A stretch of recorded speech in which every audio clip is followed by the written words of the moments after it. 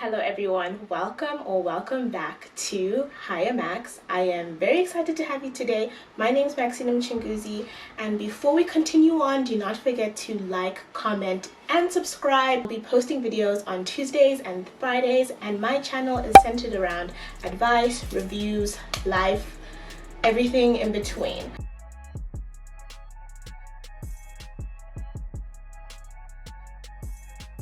Let's put dating for 2.5 seconds. Not even just dating, just the way that a lot of people interact with darker skinned women.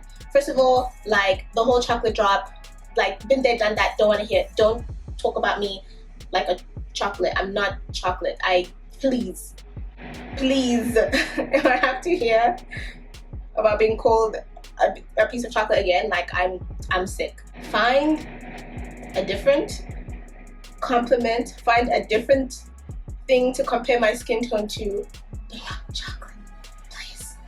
I'm sick of the cocoa beans, sick of it. Jokes aside, you go on Twitter, type in dark skin, and just see the things that people say about dark skin versus light skin, or see the comments that dark skin women just living their life, just doing what they need to do, the comments that they get, atrocious. And you all need to check yourself, because even in your preferences, when people are like, oh, I wouldn't date a darker skinned woman, you need to ask yourself, why? Okay? Because all preferences are rooted in something. There's nothing wrong with having a preference, even though I don't want to be controversial, even though I don't think it's controversial, but I think having colorist preferences is not really a preference. I just think that you're just colorist. But you have to ask yourself, when you sit there and you say, I don't date dark skinned people, why? Ask yourself why. Because I've had men say to me, it's like ridiculous, but being like, I don't want to have dark skinned children, which is like, why? What is wrong with having dark skinned children? That means you see how darker skinned individuals are treated, right? And that means there's a problem. And right now you're contributing to the problem. You're not part of the solution. And anyways, at the end of the day, I love having dark skin. If my kids are dark, I'll be extremely proud. I'm blessed to have come from a mom who consistently uplifted me about my skin. Never made me feel like I needed to bleach my skin or any of that drama. We need to do better in our society, uplifting darker skinned girls, making sure that they know that they're beautiful, making sure that they know that they have options, that bleaching is not the only thing that they need to do to aspire to a certain standard of beauty. And unfortunately, over the years, I've come to the point where I realized these trends just come and go, and for some of us, we will just never be it. And that's perfectly fine. I've come to the point where I'm like, it's perfectly fine. And I'm happy with myself. I'm happy enough within myself to not be, pressed about it. Maybe, once in a while, I'm not going to lie, I'm a human being. I'm like, oh my goodness, I have dark skin. And then after a while, I'm like, oh, I forget, and I move on with my life. I want to talk about my personal experience with the first time I realized I had darker skin. And it's so interesting. The first time I realized I had darker skin, I had just moved to Kenya when I was a kid. I think I was 7 or 8. I particularly remember I was in this class in Kenya. I just moved schools. My family moved, and I was sitting next to this girl who was my friend at the time. Her name was Kiara, and Kiara was, I don't know why I still remember this moment, a lighter skinned, biracial girl, which now I reflect and I know that, but I was a kid, I was just like, she has light skin. But I remember this day, I was sitting in the classroom, both of us were tying our shoes, and so when you're sitting on your chair, and I looked down, and so both of us had one foot up trying to tie our shoe lace, and then had our thigh down chair. And I remember looking at her skin tone and looking at mine, and just knowing that I didn't like mine. That's it. That's all I remember. I just remember thinking, wow, I want skin like hers. And that's so ridiculous. It's how ridiculous. I was 7? And no one had outright said, oh, dark skin sucks at that point. I mean, now that I'm older, people have said that, but when I was a child, no one had said that outright. But I just literally remember that moment thinking, oh, I wish I had skin that looked like that. I wish I had hair that looked like that. I had moments where I would literally wish every single birthday that I would wake up and look like Cinderella. Like, do you hear this? Like, I wanted blue eyes, blonde hair, the works. The works. And I mean, I can only attribute to the fact that I was watching TV shows that no one looked like me. I would read books where the characters did not look like me. I would, you know, be around things that just were communicating to me that, sis, what you've got going on is not it. As an adult, makes me so sad to think that I felt that way about myself.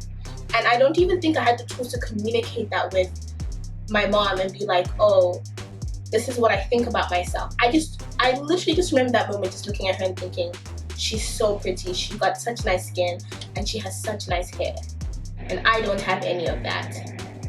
And that just makes me reflect. Like, it just, like, and I hate to think about the amount of young, dark-skinned girls who feel the exact same way, who just want to feel beautiful and feel good about themselves, but don't feel like they have access to that. Feel like, I want to say it gets better, but it only gets better if you are in your own corner, if that makes sense. Because I'm at the point in my life where I have to hype myself up because I know society won't. And I have great friends and I have great people around me who hype me up into believe the person that I am. I'm also, you know, I'm lucky to grow up in a generation where we do have people like Lupita Nyong'o and Kelly Rowland, but it's not enough. It's not enough. Representation in, by the way, watch my video on why representation matters. It was from a few years ago, so I don't know if it's still good, but still watch it. We need people on Disney Channel who have darker skin, on Nickelodeon. We need animations with characters who have darker skin and afros and 4C hair. You know, like, there's just so many things. We need to be reading books. I'm gonna link a book that we found on Twitter where the woman who wrote it, she's a black author and it's black characters. This is what, I'm in my 20s. I had to have been in my late teens for the first time I read a book that was about a black character. But before that, you know, you're a kid, those entry-level books you get when you're still learning how to read. Never once did I have a black character. And I think that's just a failure in society, that kids should grow up not feeling represented. Other weird things that as an adult I experience. Sometimes I can't find makeup in my skin tone. I can't find easy things. The past few months, my friend Tracy, the one who brought them up to me, the bronzer for darker skin. Darker skin girls have been having to use like black eyeshadow and all these other things so that they could achieve a contour, or, you know, like, it's just, y'all, it's taking too long. It's taking too long for people to progress and to figure this out. Got a question asking, how can people be allies? That's a very complex and interesting question, because I think it starts with questioning yourself, questioning the things that you, little things. I remember being a kid and hearing people being like, oh my goodness, I need to get out of the sun, I don't want to get darker, I don't want to get black. Little things that people say that they don't realize are problematic. The people within your community, asking them why that you, and even yourself, not even the people in your community, asking yourself, why do you think when you see a certain person on your screen, why do you think they're attractive versus not attractive? Or why do you think they're more approachable versus not approachable? You have to ask yourself these questions, because that's literally the only way you can unlearn. The way that I unlearned a lot of things, I had to be like, why do you want this color eye? Why do you want this color hair? Why do you want all these things? And I literally had to sit there and ask myself the tough questions, and continuously doing something or looking at something, I have to be like, do you really like this? Or do you like it because it fits this ideal? And if the answer is it fits that ideal, then you need to, you know, rework it. You need to figure it out. Not a full-fledged answer, just an opinion. I can only tell you about my experiences and some of the things that I researched. I said a lot, and I had a lot to say about this because this is something that personally affects me, and I'm very passionate about it, and I've been wanting to post a video about it, and I hope I have made some sense. I will put resources down below so you can, if you want to do some reading, if you want to understand more, I will try and do my part for you. But at the end of the day, Google's free. Before I leave, don't forget to like, comment, and subscribe. Don't forget I will be posting videos every Tuesday and Friday. Black Girls Cry 2 videos will always be every Tuesday. I am so happy to have you all here. Don't forget to follow the socials. And thank you very much, and I will see you on my next video. Goodbye.